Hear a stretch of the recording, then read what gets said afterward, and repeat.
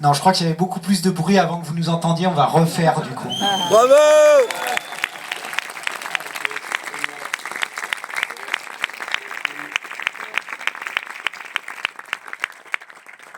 Salut Liv, salut Zeb, comment ça va? Ça va bien, et on Super espère bien. que vous avez passé un bon moment avec notre film. Eh ben, je crois que ça a l'air d'être le cas. Ça a l'air d'être le cas. Bienvenue à vous, même si c'est en distanciel. J'essaye de vous la faire simple. Liv, t'as déjà discuté avec Eric. Moi, je suis Camille. On a projeté le film dans 2 salles différentes. On a juste un tout petit décalage parce qu'on a démarré avec un... Il doit y avoir 3-4 minutes, je crois, d'écart. Nous, on vient de le terminer. La deuxième salle est en train de le terminer. Donc, ils vont nous rejoindre dans la visio, dans un espèce de triplex, si on peut appeler ça comme ça. Nous, les 2 salles sont séparées de 300 mètres à tout casser. Et puis les 2 salles avec vous sont à un océan Atlantique près, quoi, quelque chose près. Voilà. C'est ça. Vous êtes à quel endroit aux US? Sur la côte ouest. Ok, donc ils sont encore plus loin. Donc il y a un océan plus un continent. Mais c'est beau que ça marche. C'est beau que ça marche. Ouais, c'est incroyable. J'ai tendance à regarder l'écran parce que moi je vous vois sur l'écran, mais vous je crois que c'est là que vous nous voyez, c'est ça? C'est Ouais, ça. tout à fait. Ok. Alors la deuxième salle du coup va nous rejoindre, ça fait 2 aussi. On va faire tourner un micro dans la salle pour engager l'échange.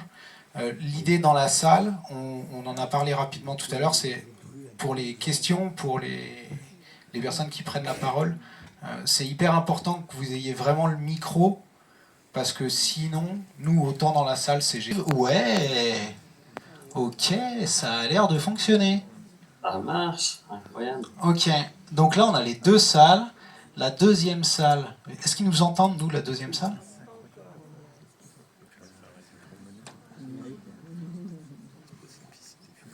Nous, on n'a pas de retour son sur Cinéval. Bon, on va voir si ça se met en place. On va se Ok. connecter. Bonjour, vous nous entendez? Ça a l'air de marcher. Eh ben, bonjour à tous les deux, content de vous retrouver. Allez, extra. Bonsoir à tous. Ouais, bonsoir à toutes et tous.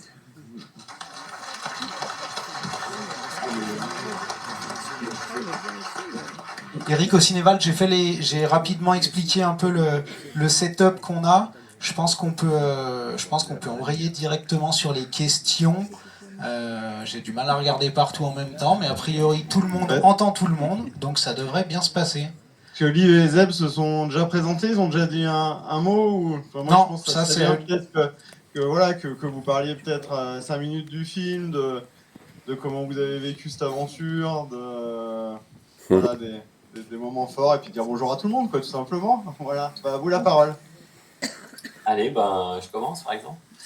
Donc moi j'ai eu la chance de faire pas mal enfin 8000 avant d'aller faire cette expé-là. Et donc je suis guide depuis plus de 20 ans, moniteur de parapente depuis pas loin de 30 ans aussi. Et mon père il m'a fait faire des trucs de fou depuis que je suis vraiment gamin, quoi. Et après quand on s'est rencontré avec Liv, on a fait plein de trucs extra dans tous les sens, autour de Cham et autres. Et puis on s'était dit, si jamais on retourne en Himalaya, moi j'avais quand même vraiment cette idée d'aller vers le K2. Cette montagne, elle me fascinait depuis très longtemps. C'est génial. Bon, ce que dit Pazeb, parce qu'il est tellement humble, c'est que quand il dit j'avais déjà fait 2 8000 avant, en fait, il avait fait l'Everest à 17 ans avec son papa, en décollant du col sud en biplace, c'était lui qui pilotait. Et puis après, il est retourné avec son ex-femme et ils ont décollé du sommet. Et puis, nous, on a eu ce projet, donc voilà, c'était pas 8000 comme ci, comme ça, c'était quand même 2 fois l'Everest. Nous, on a eu ce projet de se dire, allez, on se lance dans un projet un peu plus ambitieux, on fait plein de belles choses dans les Alpes qui nous plaisent, qui sont esthétiques. Mais en 2020, on s'est dit, ce serait vraiment chouette de se lancer dans un projet un peu plus ambitieux. Moi, jusque-là, j'avais jamais été attirée par la très haute altitude, j'avais aucune expérience sur un 8000. Et quand on a pensé au K2, j'étais hyper motivée parce que c'est une montagne qui m'a toujours fascinée. J'avais lu beaucoup de livres sur le K2. Mais c'est une montagne aussi qui fait un peu peur. Du coup, on est allé faire un 7000 l'année d'avant pour se préparer. Et puis, on a aussi pris un coach pour s'entraîner, pour se préparer pour ce projet, pour qu'on soit les plus en forme possible, parce que c'est aussi de la sécurité sur ces montagnes où il y a un engagement qui est total. D'accord, bah, merci. Bah, si des athlètes comme vous prennent des coachs, bah, je pense que ça rassure tout le monde, hein, quand même. On va peut-être passer aux questions. Je sais pas, au Cinéval, s'il y en a qui ont une ou deux questions à poser.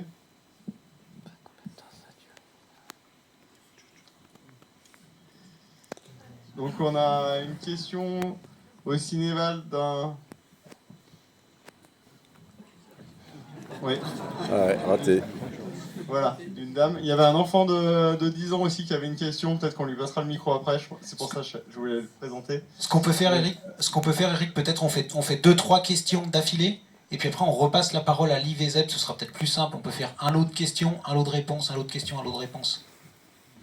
Allez, je vous laisse poser votre question. Moi, j'ai une question très pratico-pratique. Vraiment, j'étais émerveillée par votre expérience, mais du coup, vous mettez très très longtemps à monter. J'ai l'impression, vous vous acclimatez pendant plusieurs semaines. Et j'ai l'impression que vous avez descendu en très peu de temps, je ne sais pas combien de mètres, et ça me surprend de voir cette descente aussi rapide. Je ne sais pas combien de mètres vous descendez. Combien de temps ça dure? Et ben on descend 3000 mètres. On attend. Sans acclimatation. Alors, Bon, alors, on va répondre à la question parce que c'est plus simple. Oui, non, mais c'est ça. En fait, ce qu'on disait, c'est qu'on allait faire 2-3 questions au Cinéval pour pas changer de salle toutes les 5 minutes. Et puis vous répondez à chaque question une par une, quoi. Ouais, bien sûr. ben, alors du coup, pour répondre à la première question, Il y a le petit qui me parle.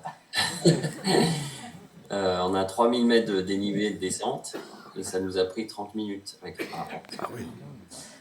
En fait, la phase d'acclimatation pour monter sur un 8000 mètres assez haut sans oxygène, elle dure entre 3 et 4 semaines. Ça, c'est physiologiquement, les scientifiques qui disent qu'il faut faire des paliers de 500 mètres à chaque fois. Donc, si on arrive à un camp de base qu'on est à 5000 mètres, la prochaine fois qu'on va monter, on va monter à 5005. On va redescendre, on va se reposer. Après, on va monter à 6000, parce qu'on aura déjà fait 5005. Et on fait comme ça des paliers de 500 mètres. Et en faisant des nuits, on se repose, et en redescendant, se reposer. Donc, ça, c'est un processus qui est extrêmement lent. Ça, c'est quand on envisage les 8000 sans oxygène. Mais par contre, pour la descente en parapente, comme on récupère de l'oxygène au fur et à mesure, il n'y a pas besoin de, comme en plongée par exemple, de faire des paliers. Il n'y a pas besoin de faire une décompensation ou quelque chose comme ça. En fait, juste notre corps, il va de mieux en mieux parce qu'au fur et à mesure qu'on descend en parapente, on récupère de l'oxygène et on passe de 8006 à 5000 mètres. Et on sent en fait de mieux en mieux au fur et à mesure de la descente parce qu'on récupère de l'oxygène. Voilà, donc on peut se permettre d'avoir une descente de 30 minutes au lieu de 2 jours ou 3 jours. Parce que ça n'a aucun impact sur l'organisme. Merci. Une deuxième question donc d'un enfant au Cinéval. Mais ça dure combien de temps de... non. Ah oui, mais comment on dirige le parapente? Alors le parapente, on le dirige comme quand on vole dans les Alpes. Hein. On a 2 commandes. Et puis du coup, donc, et la première phase qui est délicate parce qu'on est très haut en altitude, ça veut dire que la voile elle a un comportement qui est différent de ce qu'on peut avoir chez nous, entre guillemets, en volant vers les 2000 mètres. La voile va être beaucoup plus vive, elle va se déplacer très très vite. Et donc on a ce qu'on appelle des élévateurs qui nous permettent de gonfler le parapente. Donc on va tirer sur ces élévateurs, après on se retourne, et puis là, la difficulté à 2, c'est qu'on est obligé de courir. On est ensemble très, très proches. Courir à 8000 mètres, c'est assez compliqué. La distance de décollage, on ne savait pas trop ce qu'elle serait. Comme il y a moins de portance là-haut, potentiellement, il va falloir courir plus longtemps. Après, selon la forme, on va dire, de la pente et du décollage, eh ben, la voile va nous prendre en charge plus ou moins rapidement. Et ça, c'était plein de problématiques et plein de choses qu'on avait de questions auxquelles on n'avait pas les réponses. Et puis ça dépend effectivement de la force du vent qu'on va avoir à ce moment-là au décollage. Et là, pour le coup, on avait très peu de vent.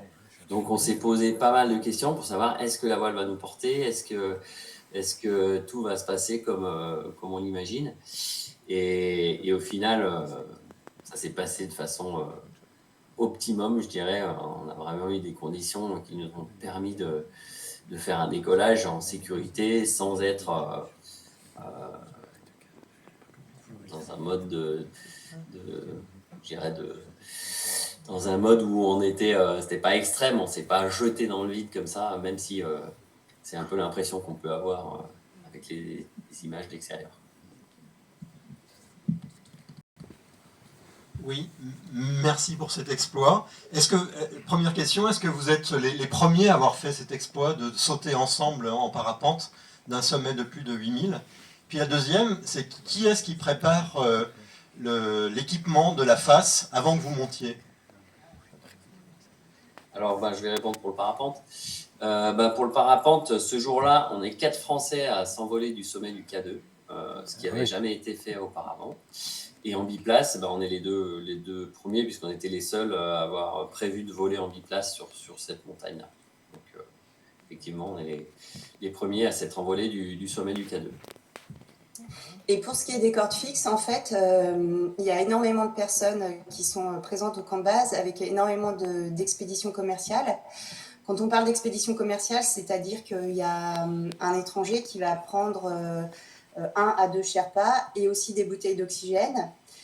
Et clairement, nous, on a bénéficié de ces expéditions commerciales qui sont passées avant nous. Les expés commerciales, elles sont parties le samedi soir à 20h le soir, alors que nous, on est partis le dimanche dans la nuit, vers un peu avant 2h du matin. On ne voulait pas grimper tout de nuit parce qu'on avait peur du froid. Le fait d'être à très haute altitude sans oxygène, il y a l'état d'hypoxie, du manque d'oxygène, mais il y a aussi un refroidissement qui est aggravé par le manque d'oxygène dans le corps. Donc on voulait éviter d'être toute la nuit en train de grimper, on voulait éviter d'être à la queue leu derrière des personnes. Alors le K2 n'est pas l'Everest, il n'y a pas 300 personnes qui vont au sommet le même jour, mais il y en a quand même une cinquantaine. Et on voulait éviter d'être à la queue leu dans les passages les plus techniques. Donc on s'est décalé par rapport aux expéditions commerciales et on a bénéficier de la trace qui a été faite par les Sherpas, les porteurs et les clients qui sont montés avant nous. Et donc, ces Sherpas, pour assurer la sécurité de leurs clients, fixent les cordes dans la neige et dans la glace. Et ces cordes sont là et on les a utilisées aussi comme tout le monde. Il n'y a pas des histoires d'amendes qui sont postées, qui sont données là, par rapport à ça, parce que ça devient infernal. Oui, alors tout à fait. La plupart des bouteilles qu'on a vues là, qui sont sur place, elles sont descendues par les expéditions commerciales normalement. Mais d'une année sur l'autre, si les bouteilles sont pleines, je ne sais pas s'ils n'ont pas tendance à en laisser quelques-unes. Parce que là, par exemple, les images que vous voyez au début, quand on arrive, on est les premiers sur la montagne. Donc, il n'y a pas d'expédition commerciale qui se sont installées jusqu'au camp 2, en tout cas. C'est nous qui avons, avec Benjamin Védrine, qui était avec nous, qui avons préparé, entre guillemets, et la voie, parce qu'on arrivait les premiers sur place. Donc, il y avait des cordes des années précédentes qui sont foutues, qu'il faut couper, qu'il faut enlever. Donc, nous, on a coupé celle qui était inutilisable. Il y avait un rouleau qui était là d'une expédition précédente qui était en bon état, et celle-là, on l'a utilisée pour placer, pour sécuriser la voie. Et après, par contre, il y a, bien entendu, quand on est arrivé, là, qu'on voit les images du camp 2, là, qui sont absolument abominables, on arrive là, et puis c'est une vraie décharge. En fait, ce qui se passe, c'est qu'il se peut que l'année précédente, les expéditions n'ont pas réussi à revenir chercher leur camp. Il suffit qu'il y ait une grosse période de mauvais temps et qu'ils aient pu faire de tentatives, on va dire. et ben, il y en a certains qui repartent et qui abandonnent le matériel en altitude. Donc ça, c'est assez affreux. Mais en revanche, il y a quand même des expéditions. Il y avait une expédition cette année quand on y était, qui était là pour nettoyer justement ces camps qui ont été abandonnés et qui ont prévu de redescendre un maximum de matériel. Alors, c'est pas toujours évident parce qu'il y a les tentes qui sont là des années précédentes, qui sont prises dans la glace, et faire ce travail-là à 700 mètres d'altitude, c'est très compliqué. Il faudrait limite une mini-pelle pour pouvoir tout nettoyer bien propre. Mais ce qui est sûr, c'est qu'il y a quand même une conscience et une volonté notamment du Pakistan, pour le coup, là, qui demande aux expéditions de ramener un maximum de matériel. Donc il y a cette volonté-là. Après, c'est pas toujours évident. Alors nous, on est une petite expé, on a amené notre matériel, on a engagé un porteur d'altitude pour redescendre tout le matériel qu'on avait amené. Donc on n'a rien laissé sur la montagne, mais c'est pas le cas de tous les expés malheureusement.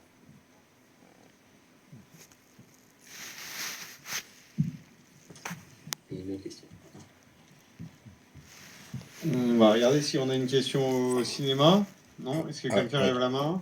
J'avais une question. À cette altitude-là, pardon, vous prévoyez de partir avec quelle autonomie pour vous réhydrater et comment vous faites à cette altitude pour pas que ça gèle justement? Alors, le jour du sommet, on est parti donc du camp 3 à 7360 mètres d'altitude où on a passé la nuit et on montait donc à Lunissi. Ça faisait un dénivelé assez important. On a pris chacun 2 litres d'eau. On ne pouvait pas prendre plus parce que 2 litres, ça fait 2 kilos. On avait déjà un biplace à porter, des sellettes à porter, un peu de matériel vidéo à porter. Donc, on s'est cantonné à 2 litres d'eau. On aurait pu avoir plus. On a eu très, très chaud. Dès que le soleil est apparu, on a eu extrêmement chaud et on s'est déshydraté très vite. D'ailleurs, on a failli ne pas arriver au sommet parce qu'on était tellement déshydraté que ça devenait très dur. Après, à très haute altitude, les goûts se transforment, on perd l'appétit. Donc déjà, on n'a plus beaucoup d'appétit, les goûts se transforment. Et puis, ça devient aussi très dur de manger, de mâcher. On n'a plus de salive, on ne peut pas vraiment mâcher une barre ou quoi. Alors, on s'est nourri principalement pendant 14h, 14h30 qui a duré l'effort pour arriver au sommet. On s'est nourri de gel, un peu de gel liquide comme les trailers utilisent parce que ça, on arrivait à l'absorber assez facilement sans avoir à mâcher. Et l'eau, non, ne gèle pas parce que l'eau, on la met à l'intérieur de nos combinaisons, dans des petits emplacements filets, on ferme et quand on veut boire, on doit ouvrir et puis on sort la flasque. Alors, c'était des flasques qui étaient quand même isolées pour le froid, mais on n'a pas eu du tout de problème de gel. Nous, on a une question, c'était l'incidence du parapente au niveau poids, volume sur la course par rapport à 100 parapentes. Eh ben, c'est sûr qu'on s'est posé la question au début, parce qu'on a demandé à notre partenaire, la Niviook, de nous faire une voile spéciale pour qu'elle soit le plus léger possible, évidemment. Et effectivement, quand ils nous ont informé qu'ils avaient réussi à faire un biplace de 2,4 kg, 400 grammes, Oh la vache. on s'est dit, ah bah là, on va pouvoir envisager de monter en portant la voile sans oxygène, quoi. Donc c'est une voile qui a un volume qui est assez petit, c'est comme un sac de couchage, grosso modo. Et puis là, avec les sellettes, on est à 2,6 kg. Donc c'est sûr que c'est toujours 2,6 kg de trop, parce que là-haut, le moindre poids, c'est compliqué de monter. Donc plus on est lourd, plus c'est complexe. Donc, mais bon, en dessous de ces poids-là, pour avoir une voile qui soit, entre guillemets, safe, on ne pouvait pas trop... Il n'y avait pas grand-chose d'autre à enlever, quoi. Donc là, c'était un peu le max qu'on puisse faire. Ok. Et Liv, tu disais que tu n'avais jamais fait d'expé en haute altitude, non? Ou j'ai pas très bien compris. Et si oui, est-ce que ça t'a donné envie d'en refaire ou d'y retourner? avant le projet du K2, j'étais allée autour de Trango, qui sont à 6003. J'étais jamais allée au-dessus de 6500 mètres, on va dire. Et je savais pas trop si j'allais bien aimer. Le processus d'acclimatation, c'est quelque chose qui est quand même vraiment long, répétitif. On fait plusieurs fois la même montée. On a des sacs à dos lourds parce qu'on monte notre tente, on monte notre réchaud, on monte notre nourriture. Après, on monte le biplace à la fin. Mais en fait, le dernier jour, il a tellement été magique, ne serait-ce que par la vue. Plus on monte, plus ça devient incroyable. Il y a quelque chose vraiment de très particulier avec la très haute altitude qu'on ressent, je pense, dans aucun autre endroit, sur aucune autre montagne qu'on a dans les Alpes. Il y a vraiment quelque chose de magique à être dans cet état un peu, à la fois un peu cotonneux, à la fois lucide, et d'avoir ce panorama de toutes les autres montagnes qui sont énormes, mais qui sont tellement plus basses. C'est vrai que quand on a posé, puis qu'on s'est un petit peu remis de nos émotions, moi j'ai dit à Zeb tout de suite, mais c'était trop beau, moi je vais en faire d'autres. Alors qu'on était hyper fatigués, que ça avait été hyper dur, qu'il y avait eu beaucoup d'attentes. Les expéditions, c'est toujours dur. La probabilité pour qu'une expédition réussisse, elle est très faible. On a eu sur le K2 énormément de temps d'attente, de jours d'attente à cause de la météo. Il neigeait sans arrêt, la montagne était trop dangereuse, il y avait des avalanches, on ne pouvait pas s'engager. Donc vous partez 2 mois, vous dormez 2 mois dans une petite tente, à dormir sur une moraine, sur des cailloux, il n'y a pas d'eau chaude, il n'y a pas d'électricité. La nourriture, c'est toujours la même, c'est du riz, c'est du dalle, c'est du riz, c'est du dalle, midi et soir. Et puis, malgré tout, la hauteur, le jour du sommet fait que c'était tellement incroyable, tellement magique, tellement fort qu'on n'a qu'une envie, c'est d'y retourner. Ok, merci. Je sais pas si au Griffon vous avez une dernière question. Peut-être en quelques mots, est-ce que vous pouvez nous parler un peu j'allais dire, des rapports que vous avez eus à la fois avec Blutch et avec Ben Vedrin, qui étaient au même endroit que vous, avec des projets chacun qui ressemblaient un petit peu aux vôtres. Peut-être que vous avez mutualisé certains trucs. Au contraire, vous avez peut-être souhaité faire chacun certaines autres choses, chacun de votre côté. Comment vous avez géré un peu ce rassemblement de Français là, sur le K2 qui était là aussi en même temps que vous? Déjà, le rassemblement de Français, on l'a un peu provoqué parce qu'on s'est dit qu'on partait tous ensemble. Donc, on est partis aux mêmes dates, avec les mêmes vols, avec la même agence. Donc, on était tout le temps ensemble quand on était au camp de base.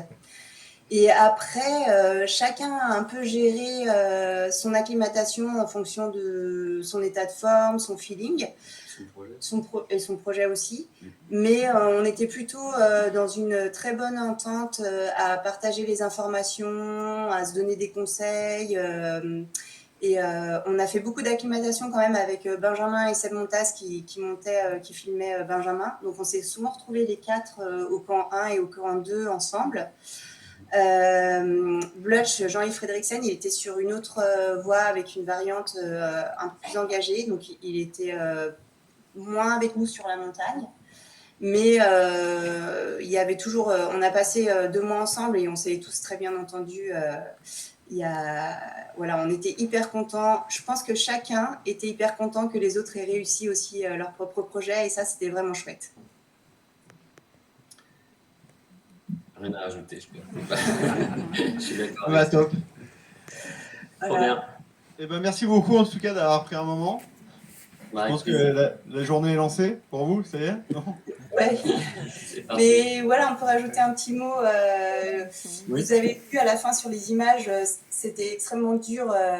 On avançait à 50 mètres heure les 3 dernières heures, enfin les 150 derniers mètres pour arriver au sommet de 8450 à 8006. Ça nous a pris 3 heures pour les faire. On a avancé à 50 mètres heure, ce qui, s'il y en a qui font de la montagne, vous vous rendez compte, normalement, on fait du 500 mètres heure facilement. Là, on est à 50 mètres heure, c'était vraiment dur. Mais je voudrais juste dire un petit mot. Si vous avez des rêves, si vous avez des projets, même les projets les plus fous, préparez-vous, entraînez-vous, rêvez et osez aller essayer parce que ça transforme, ça apporte, ça fait grandir. Super.